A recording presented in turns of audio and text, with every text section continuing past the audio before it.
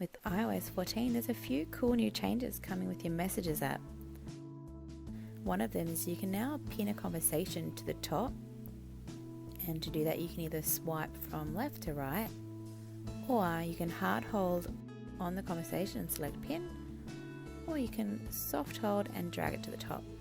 To unpin, you can again hard hold and select unpin, soft hold and drag down. Another feature is you can also do mentions and inline replies on a group chat,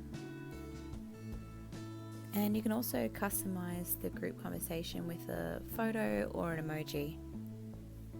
There's a lot more features with the memojis. So to get into there, of course, select the memoji icon.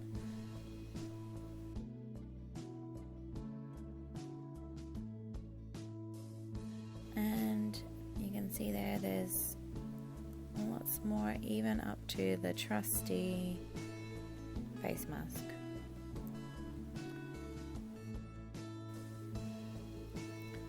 So I'm really liking these new changes. There's nothing too crazy there, but it's really going to make life a little bit easier. So get on there and have a little play.